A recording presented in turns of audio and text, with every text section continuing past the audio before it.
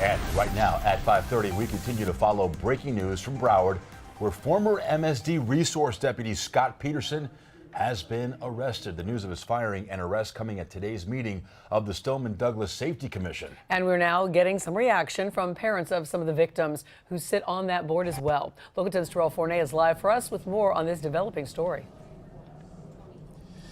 Yeah, and that reaction is pouring in from people who are sitting on the MSD Safety Commission, and for people who are not necessarily a part of the commission itself, but certainly tied to Stoneman Douglas.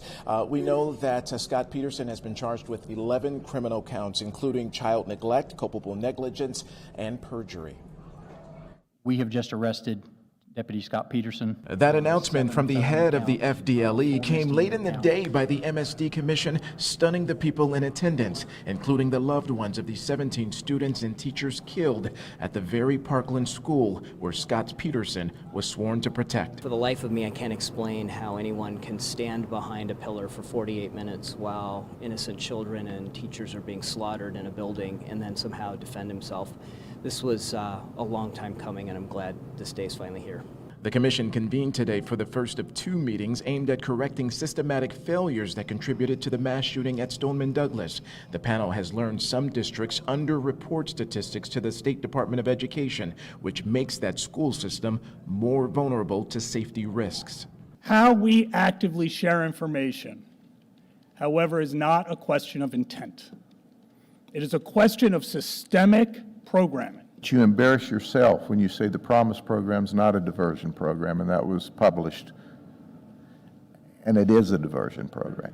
Broward's Promise program under scrutiny today, but the topic here shifted once word of Peterson's arrest on 11 criminal counts and his official firing from the force. He could have done something. He chose to do nothing. He chose to go hide behind the concrete pillar for 48 minutes.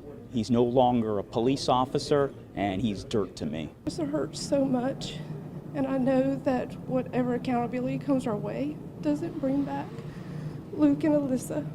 He needs to go to jail, and he needs to serve a lifetime in prison for not going in that day and taking down the threat.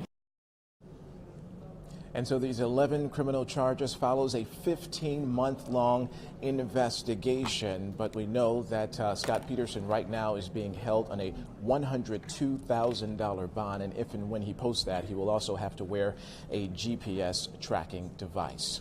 Reporting live from Sunrise, I'm Terrell Fournay, Local 10 News.